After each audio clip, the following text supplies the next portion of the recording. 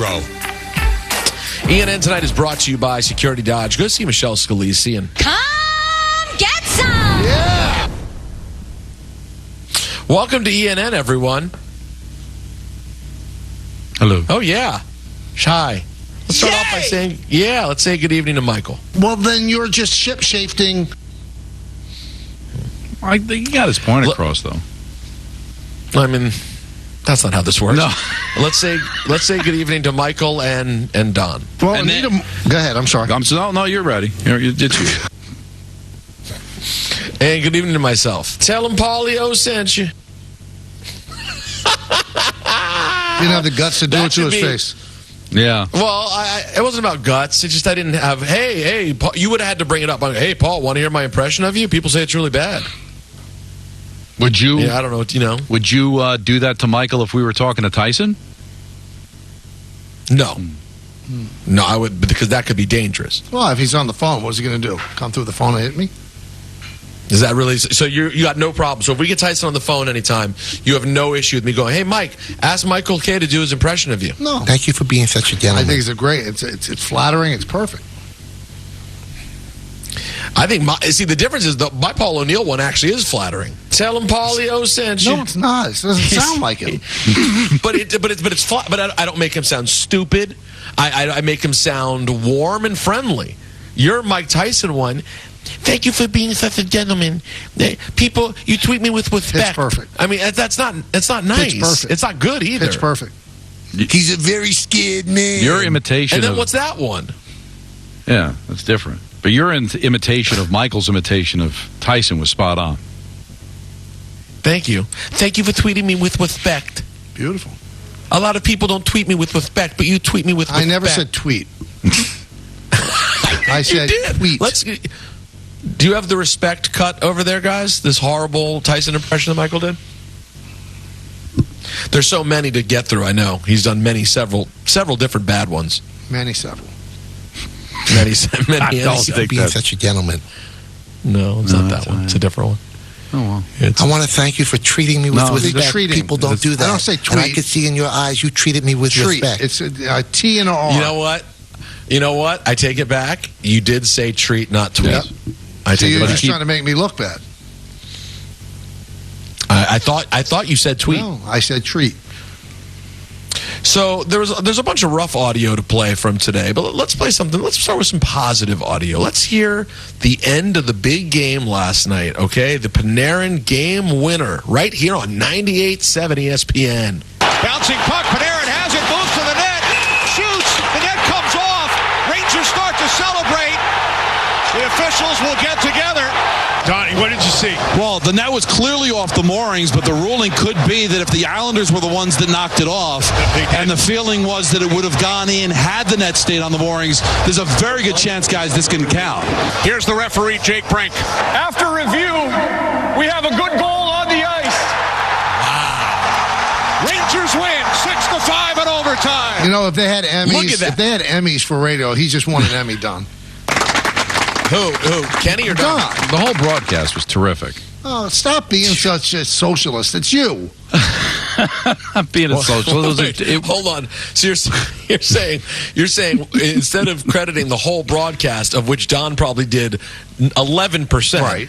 Take away all the credit from the guys who did 89% is what you're saying. No, I'm saying that's how like awards work. You take snippets of what somebody said. He nailed it. That wins an Emmy or a Marconi, whatever the heck it is now in radio.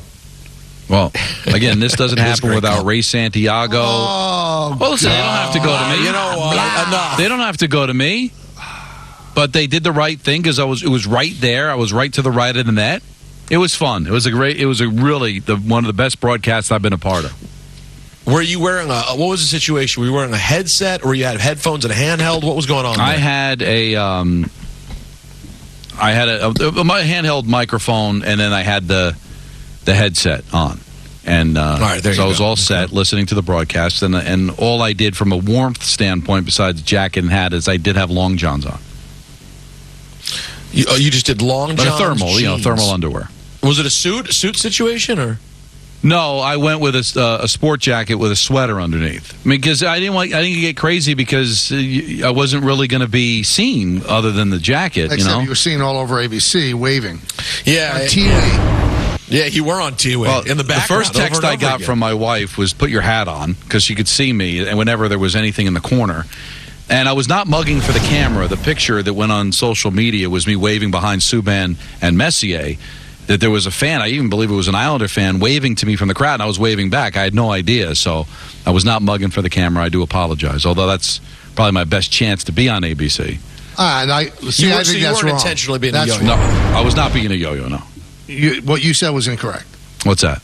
What do you mean? It was your best chance. No, it was your only chance. Yeah, that's a great point. Now, hold on. Real quick, Michael. How about this? Don leaves the station. Right. Goes and works at the Fan for 15 years. Okay. Gets put together with someone else. Goes on a hell of a run. Right. At that point, wouldn't there be a chance that there's an ESPN Disney film about his career? Yeah, that is how they usually do it. At least a 30 for 30. Yeah, but maybe it'll be a special straight to ABC situation. We don't know. All right, let's stay on the positive audio tip. I'll tell you, it's just let's digital. Hear from the.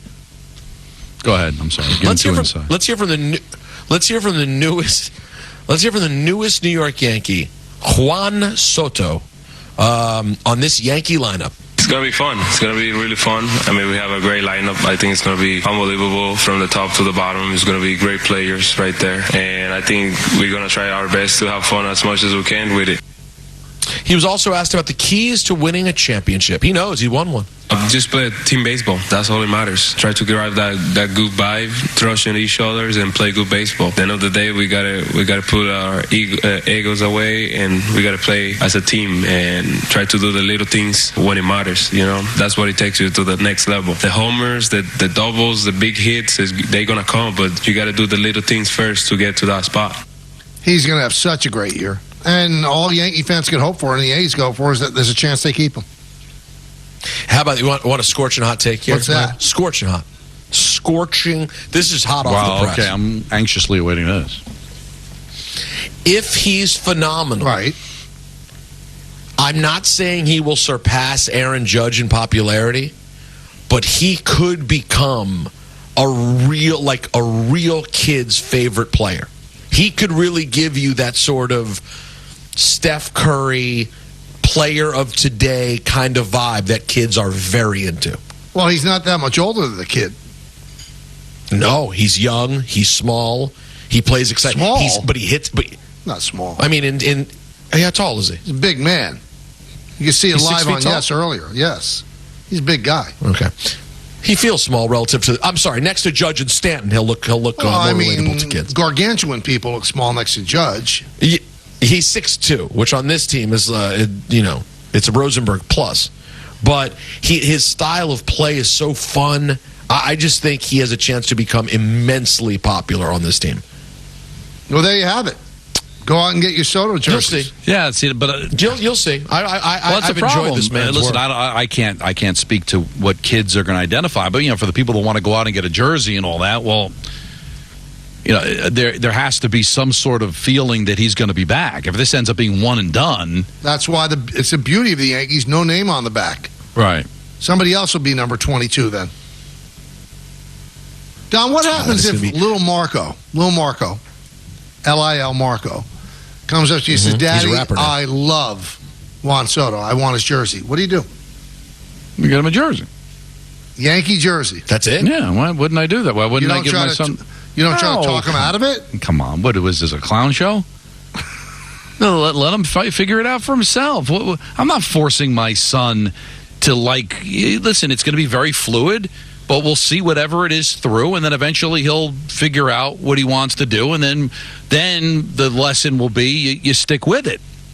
But if he comes to me during the baseball season at 6 and says, I love the Yankees, I love Juan Soto, can I have a jersey? Yeah, I can have a jersey. Let him take his own journey, man. Then it's genuine. My father never forced me to be a Giant fan. It was natural. I think he was very happy that I was. He would have been disappointed if I wasn't, but he wasn't going to force me. What is this? Yeah, but your father, you just saying once randomly, I want a Joe Morris jersey, and your father would say over his dead body. No, Joe Morris, he would. Jersey. No. But I just mean the principle of going out and buying you a jersey. No. If he said, I want a Joe Namath jersey, day? Your father would have racked you across the head. Well, that too. I remember my mom took me out shopping, and I wanted a Giant hat. Do you remember? I remember what they called them. It was just not the fitted hat, the adjustable hats. But there was like those lines, and then they'd have the NFL logo of the team. Oh, you remember those, right? Yeah, those were great. Mm-hmm. And I wanted a Giant one. They didn't have a Giant one. But I still wanted to have something. I must have been like 7 or 8 years old. So I got a Ram. I don't know why. Maybe I just liked the Ram or whatever. It was blue. And it was blue because that was my favorite color. Good call. So I come home, and my dad's like, what's that hat? It's not a Giant hat. And I explained it to him. He's like, all right. Like, he didn't get mad at me, but I could see the disappointment in his face. Disappointment. And I never wore the hat He again. thought you were a yo-yo. I never wore the hat. You know what crossed his mind? He thought, am I raising a yo-yo? No, you know what really was hurtful? He actually thought, you know what? Maybe David's a better kid. Well, if there was that thought, and it then was he looked down, and it was quickly erased. It was quickly. Yeah. Well, no. He thought it for a second, Michael, and then he just looked down and went right back to ripping up that pizza box and putting it in the bottle. You know what I mean? People still talking about that. Raving. All right. Let's go to the Mets for a moment. Let's hear from Pete Alonso. Show me something. Asked if he wants to be a lifelong Met. I mean, for me, I think that number one goal is just being healthy through the course of the year. I love it here. I definitely have envisioned myself of being a lifelong Met. That's something I've definitely thought about. And I love New York. It's a really special place for my family and I. And I've definitely thought of the idea. I've definitely welcomed the idea. But I can't predict the future. For me, I just want to focus on this season. I just want to be the best person I can be, and I've sat back and listened and just want to be the best player I can be. That's it. If you took players and had them, answer that question, players are going to be free agents, blindfolded, even with earmuffs on, you get, that's a Boris client. He schools them on what. Never say I would move heaven and earth to be here. I want to finish my career, because then you've lost leverage. You just lost. If you listen to Soto today, it's the same thing. They never tip their hand. But I'll tell you this: you asked if Pete Alonso was your boyfriend, and you said, hey, "Are we going to be together forever, Pete?" You wouldn't feel great about the answer at the end. But I think everybody understands that he's a free agent and he's going to test free agency. It was no different than Judge's answers back a year ago. I think he answered it the way you should answer it. If he tests free agency, he's not coming back. I don't. In my opinion. I don't know, Michael, in this analytic world, if there is going to be somebody that is going to pay him more, than the Mets, or that he's going to get what he wants. If he wants $200, if he wants a contract that's going to pay him north of $40 million a year, I don't think he's going to get that anywhere. Well, here's the problem. Here's the disconnect. The teams are saying, okay, the comps for first base, Freddie Freeman and Matt Olson. So about $25 to $28 million a year. Right. Scott is saying the comps are Mark Teixeira and Prince Fielder. Okay. Both contracts that he did too. And, and the front office is going to say, that was then, this is now. That's not what first basemen get paid. So I think the only team that could see value beyond the numbers are the Mets, because of how popular he is, and he's a forever, wanting to be a forever Met. As you make it out to be, though? Well, I think it's popular from the sense that he's been here the whole time. They drafted him, he came up in the minor leagues and all that. What's really biting them, Michael, is the fact that they called him up and played him when they played him. Right. If they waited that time, then they'd have another year, right? Thanks to Brody Van Wagenen. Right. And that ended up being the right move, because he had 52 home runs. Right. But so do I think he's as popular as Judge is to the Yankees? No, I don't. And I do think that there is a part of the fan base that kind of has difficult warming up to him. But for a franchise that has not had a lot of forever players, the potential of him being a forever player, I think, does resonate with his fan base. So if there's a team that might give a little extra for that, I think it would be the Mets. I don't think anybody else is going to give any extra, because I don't think he fills buildings. And so everybody around baseball is going to look at it the same numbers that Stearns is going to look at it as. And I don't think anybody is going to pay him, north of $40 million a year. So I think that there is a potential that if he becomes a free agent, he might come back. He averages 157 games a year when you take out the 2020 COVID season, and he hits a lot of home runs. There's a value to that. I don't know if he fills buildings, but you know what? He fills columns. Well, like Peter said last week, when you're hitting 50-plus home runs and driving in 100 RBIs, I mean, isn't that going to help you win games at some point? Even if you don't have a great batting average, you don't have a great on-base percentage, if you're driving in that many runs, responsible for that much offense, can it translate into being a help to your team? If the numbers are that exaggerated? Now, to the audio that's not so great, guys, let's hear from Anthony Rendon on how he feels about baseball. That's never been a top priority for me. This is a job, so I do this to make a living. My faith, my family come first before this job. So if those things come before it, I'm leaving. Is it a priority? Oh, it's a priority for sure. This is my job. I'm here, aren't I? Do you want to be here? I don't want to talk to you guys at 7 in the morning or whatever time it is. So, do you want to be here playing baseball? I have answered your question. So why do you keep picking at it? Oh, yeah, you technically answered it. Thank you. So he said if it's not more, if it becomes more important in his family, he's walking away from $30 million a year. Let's say then you know what? Then you're a man of principle. I need context here, and I thought the reporters did a good job, and he shut it down. But the reason they're saying you didn't answer the question, so what would it take? I mean, obviously, if your wife's having a baby and she's having difficult labor, or God forbid somebody in your family dies, we don't expect you to play. But if you're telling me my wife's got a doctor's appointment, with the dentist and she needs a ride and I'm not going to come to work today, that's an issue. So I just kind of want to know the line. Like, are you not going to play on Sunday because you're going to go to church? When you say you have God and family ahead of your job, yeah, everybody does. But put it in context for us. What exactly did something happen that this is a topic of conversation, Michael? No, I mean, he doesn't play. He never plays. I mean, if you look at the first years of the contract, he's never on the field. But him not playing, was it because of family issues or because of God? No, I think it. Again, I can't speak to it. I'm not out there, but there's he's not pushing it to get on the field when he's got injuries. But that's why I'd love to talk to him. Like, so you're telling me that this is just a job. Okay, I get that. I don't like it, but I guess I get it. And that you put God and family ahead of your job. Okay, that's not really telling me anything. But if you don't play a lot of games or you don't play when you're hurt, what does that have to do with God and family?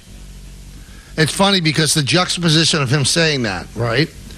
And then on the same day, Mike Trout said, I never want to leave here. I mean, he essentially said, I would die for the Angels to win. And then you have a guy go, well, it's not a priority for me. But that's why, when getting back to the Paul O'Neill conversation, I think it's cover. Because the fact is, I don't think he really likes what he does. But he's exceptionally talented, knows he can make a ton of money. And the reason he's throwing out God and family is it's cover so you can't go after him. But what does one have to do with the other? If he doesn't play because of a little ticky-tack injury, if he doesn't give his all, if he's not completely committed to the team, what does that have to do with God and family? Well, last year he had these injuries, right? And he said last year he's been considering retiring for the last 10 years. This guy makes $245 million. So what the real answer is that I don't like what I do. But unfortunately, God played a trick on me and had the best thing that I can do is play the one sport that I can't stand. But I can't say that, so I'm going to say that it's not a priority to me because I put God and family. So who can go after him for saying that? But I just don't know what one has to do with the other. Paul O'Neill cared about his family and God as much as any athlete, and yet he went out there and was nicknamed the Warrior for the way that he played. So I don't know. I really don't know what the heck he's even talking about. But it stings extra if you're an Angels fan because he hasn't been good since he got there. Peter, he's not the guy they got. 3 years, right? They paid him $100 million. In 3 years, he hit 13 home runs. So for 3 years, 13 home runs, and now you're you're laughing in the face of the reporters. Like, I don't want to hang out with you. I don't want to be here. Baseball is not my priority. A lot's changed. Oh, really? So after you won the championship, you're saying now you're a family. It's tough. In January, Peter, he was on I think the Jack Vita show. It's called. He said, we've got to shorten the season, man. There's too many dang games. 162 games, 185 days, or whatever it is. Man, no. We got to shorten this bad boy up. Okay. Are you willing to shorten up your salary, Anthony? He wants his cake and eat it, too. By the way, Tony Two Bags, I get it. You're away from your family, and that's tough. You know that the days that you're away from your family, it'll end for you by about, 37, 38 years old. So you got plenty. You do get time with your family. That's around the time that Michael and I got married. So you can. Yeah, by the way, you didn't even have to have 4 kids and have a whole family in your 20s. You could have done the whole thing later. This is the way your life has been set up. That's great. But, you can't cry about making millions and millions and millions in the prime of your career. It's also a bad luck for your teammates. I mean, they're busting their hump every single day to be out on the field, and it's not a priority for me. It basically sounds like you won your title and you're checked out. Right, and I've made my money. Not that I would ever feel bad for him, but can you imagine, the joke that God plays on you? If your greatest talent, the thing that you're the best at, you can't stand. That's what it sounds like here.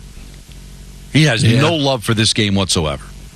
But it's the one thing he's really good at. Shame on the Angels. Well, listen, should have done better homework. Well, listen, someone who certainly sounded even worse than Anthony Rendon was Rick Pitino.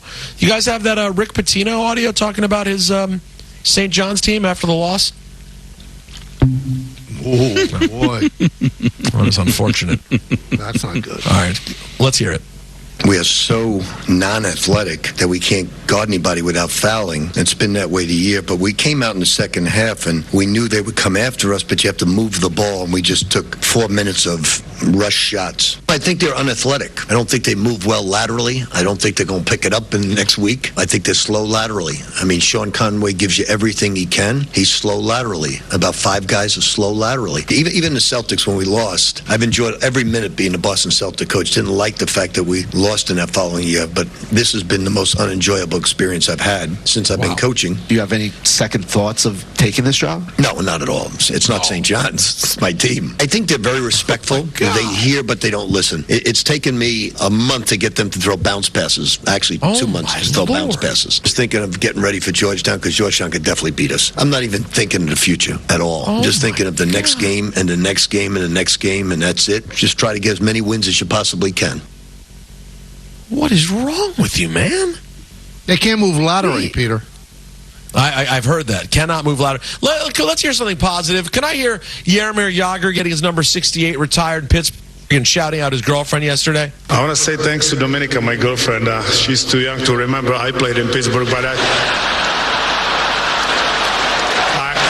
I told her all the stories, so don't worry about it. Did you see her, Peter? You're the one introduced to me, but yeah. I did. Jaromír's always done quite well, and the 68 goes to the rafters. Next stop, if he ever stops playing hockey in Czech Republic, will be the NHL Hall of Fame. That'll do it for ENN. Brought to you by Security Dodge. Shop 24/7 at securitydodge.com during their President's Day sales event. Larry Hardesty's coming up next. That's always a joy, so stay tuned for that. We'll be back again tomorrow at 3. In the words of Billy Joel. That's a wrap on the show for today. Coming up next, Yankees Classics. For all of us here on the Michael Kay Show, this is Chris Sheeran saying have a great night. We'll see you again tomorrow at 3 o'clock.